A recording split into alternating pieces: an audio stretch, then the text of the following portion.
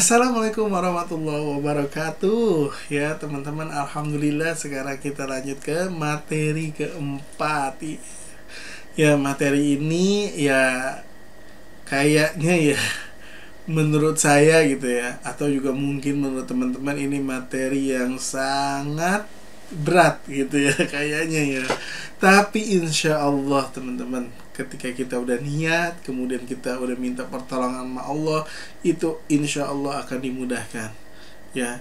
Sama teman-teman, saya juga berat waktu itu melaksanakannya. Saya juga aduh ngantuk banget, capek banget gitu ya. Tapi ketika kita paksakan, terus kita minta juga pertolongan sama Allah ya, untuk dimudahkan untuk tahajud, untuk dimudahkan ketemu Allah, untuk dimudahkan dicintai Allah, untuk dimudahkan ya segala urusan kita, itu Allah mudahin ya untuk bangun tahajud ya. Jadi biar bisa sampai rutin, jangan sampai tertinggal ya. Ini coba ya dipraktekin ya, insya Allah ya. Terus juga jangan dilepas ya. Ini nih yang udah saya kasih nih, sholawat, istighfar itu subuh. Nah itu jangan dilepas. Kalau bisa ini nih ya, istighfarnya itu perbanyak lagi. Yang kemarin 100 ya, sholawat yang kemarin 500 gitu ya, itu diperbanyak. Minimal misal sholawat 5.000 ya. Jadi sholawat terus ya, terus tempel tasbih di jari ya.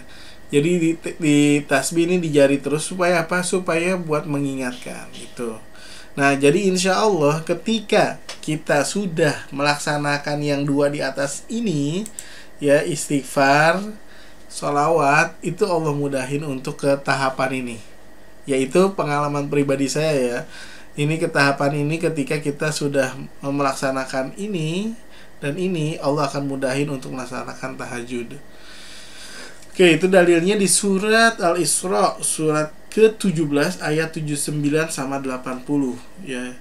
Wa minal laili fatahajjad bihi nafilatan laka asa ayyab'atsaka rabbuka maqaman mahmuda.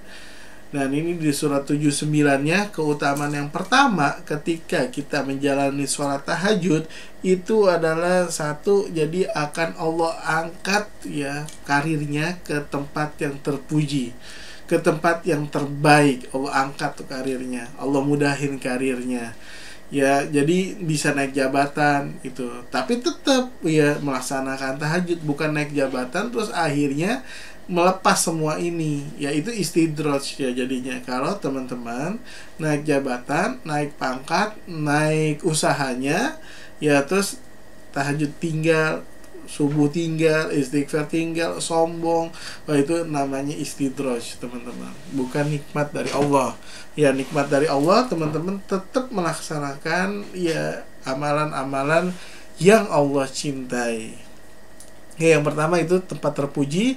Terus yang kedua ya, wa qur rabbi adkhilni mudkhala sidqi ya. Jadi setiap mengawali pekerjaan Allah akan bimbing hatinya, jadi nggak ada yang sulit. Jadi wah ini mudah, ini mudah, jadi dibimbing sama Allah pekerjaannya. Hatinya juga terasa ada bimbingan dari Allah, nih begini, nih begini, nih begitu gitu ya. Jadi itu orang yang ahli tahajud ya. Nah terus yang ketiga ya, jadi ada 4 keutamaan. Kan tadi wa qur rabbi adkhilni mudkhala sidqin wa akhrijni mukhraja sidqin. Jadi Allah akan berikan jalan keluar apabila seorang ahli tahajud itu punya masalah atau mentok dalam mengerjakan pekerjaan tersebut. Ya pastinya dong ya, setiap pekerjaan ada aja ya yang sulit gitu, atau yang bikin bingung, yang bikin pusing gitu dalam pekerjaannya. Nah itu Allah akan bimbing ahli tahajud untuk dikasih jalan keluar yang terbaik dari Allah ya. Terus yang terakhir, yang keempat, wa ja'alni min ladunka sultanan nasira.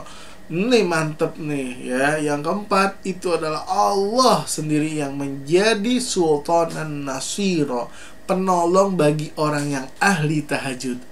Nah Masya Allah ya teman-teman ya, ini ya yang jadi penolongnya langsung Allah. Jadi kalau namanya orang bekerja, namanya orang berkarir, namanya orang berusaha, pasti aja ketika tinggi kan goyangannya makin mantep gitu ya, anginnya makin kenceng, terjal kenceng. Terus ada yang syirik gitu, ada yang mau menjatuhkan, ada yang mau menghancurkan gitu kan. Ya di pekerjaannya itu sultanan nasira, Allah sendiri yang menjadi penolongnya.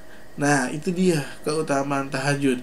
Nah insya Allah nih teman-teman yang mau punya hajat gitu ya, terus juga kemudian yang mau punya penghasilan lebih, terus juga passive income, punya jabatan yang tinggi, ya itu ketika teman-teman mendawamkan tahajud, ya itu Allah akan mudahin. Ya terus yang punya utang, ya kayak saya dulu teman-teman, udah jatuh ya, ditimpa masalah segala macam, udah bingung ya siapa yang akan menjadi penolong saya. Ternyata ketika saya mendawamin tahajud, itu Allah langsung yang turun untuk ya menyelesaikan masalah-masalah saya, ya menyelesaikan hutang-hutang saya. Alhamdulillah lunas. Ya jadi teman-teman gak usah perlu khawatir, saya udah ada testimoninya, ini kisah nyata. Ya jadi sekarang alhamdulillah saya istilahnya gimana ya, sama istri gitu ya, saya ajak istri saya juga untuk nggak lepas ya sholat tahajud setiap hari. Ya karena apa ya, kita biar sakinah juga keluarga kita bangunin istri, kita nasehatin ya, kita pelan-pelan ya bimbing istri ya. Karena apa? Ku anfusakum wa ahlikum naro. Ya, jadi kita harus bimbing ya anfusakum, diri kita sendiri, dan ahlikum, dan keluarga kita dari api neraka. Nah, ketika orang ahli tahajud di dunianya aja Allah menjadi penolongnya, menjadi pembelanya, apalagi nanti di akhirat nanti. Nah, gitu ya Bapak Ibu semuanya, teman-teman semuanya, coba praktekin. Ya, berat nggak? Oh ya, insya Allah kalau kita tujuannya, hidupnya, matinya kita karena Allah, insya Allah tahajud itu Allah permudah. Ya, oke, sempat gini waktu itu saya naik gini ya teman-teman. Wow, udah melaksanakan ya, yang ntar saya share nih, saya udah laksanain semua ya. Terus Allah kasih kemudahan sama saya, kasih kemudahan. Terus akhirnya saya lupa lagi sama Allah itin lagi, untung aja Allah jatuhin lagi. Jadi saya ingat lagi, ya Allah astagfirullah wa atubu ilaih. Dan saya istighfar lagi, ya Allah alhamdulillah ya Allah ingetin, Allah sempitkan lagi rezekinya. Terus akhirnya Allah ingetin lagi jadinya di situ. Ya kadang manusia gitu ya, kita berusaha ya terus berdoa segala macam, terus ketika kita sudah mencapai impian kita, ketika kita sudah mendapatkan hajat kita, terkadang kita lupa lagi sama Allah. Nah gitu ya teman-teman.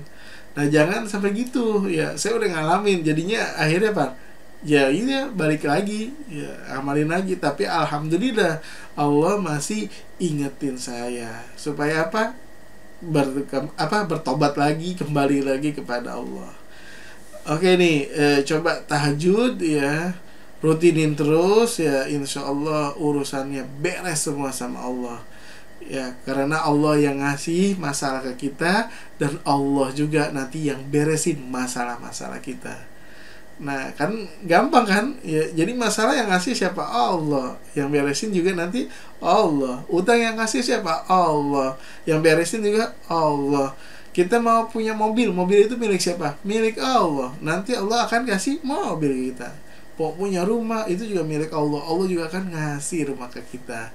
Oke, ya, praktekin. Ya, kalau ada pertanyaan silahkan komen ya di bawah. Oke, terima kasih ya teman-teman.